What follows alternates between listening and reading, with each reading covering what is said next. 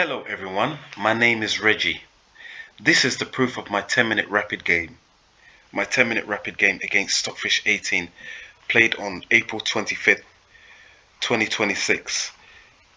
I played the engine at its strongest level with a 3500 ELO, thread level 6 and a depth of thinking set to 20 seconds plus per move. I want to mention that I am a self-taught unrated player, though I've been playing the game for over 20 years. I'm happy to let my moves speak for themselves. I'm playing white. Let's look at the sequence.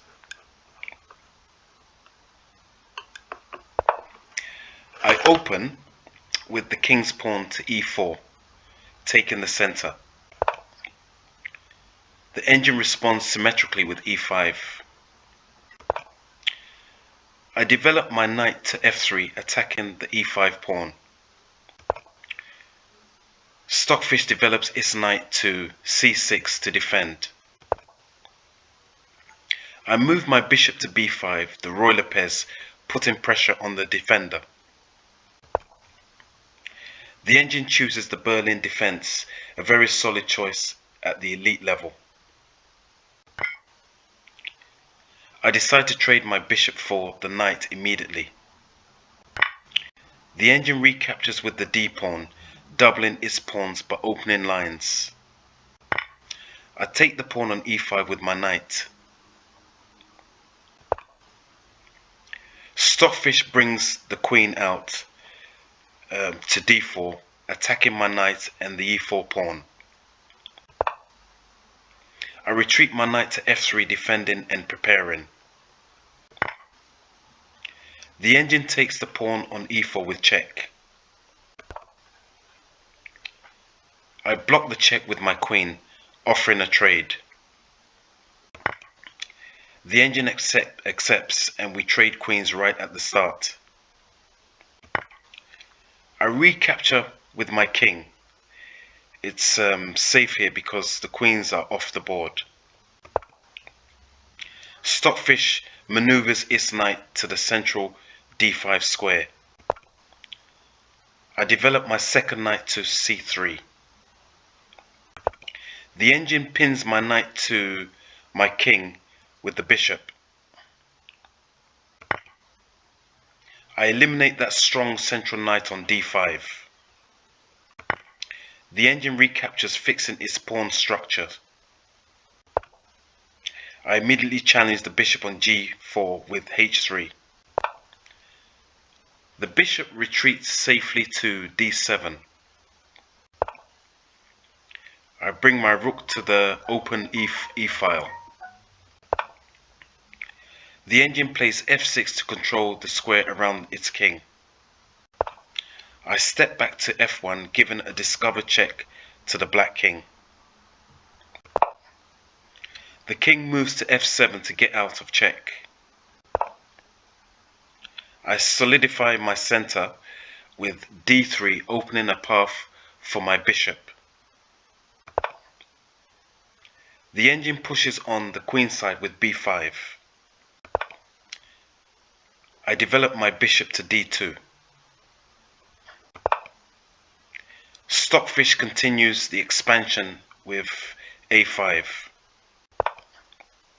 I play a3 to restrict the advance of those pawns. The engine pushes c5, trying to gain space. I challenge the structure with d4. The engine pushes past, closing the center. And I challenge the c4 pawn. I challenge the c4 pawn immediately with b3. The engine attacks my c2 pawn with its bishop.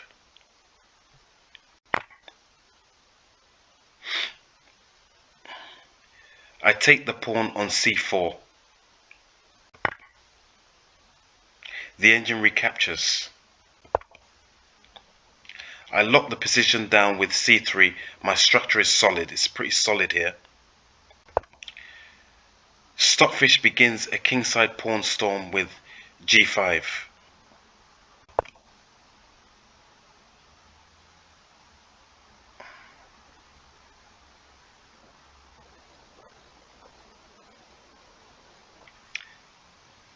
I moved my bishop to B1.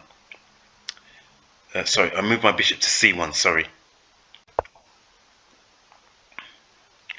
The engine develops its bishop to a more active square. Yeah, that's bishop D6. I place my bishop on the long diagonal. Here you can see the H pawn advance from the engine as the engine it tries to find a breakthrough. I reposition my knight to D2, aiming for more control. Bishop D3, the engine gives a check on D3. I'm a bit worried now because I think it's only a matter of time with all this pressure. But it comes with bishop D3. It gives me a check. I step into the corner. I'm perfectly safe here. And the engine brings its last piece, the rook, to the E file.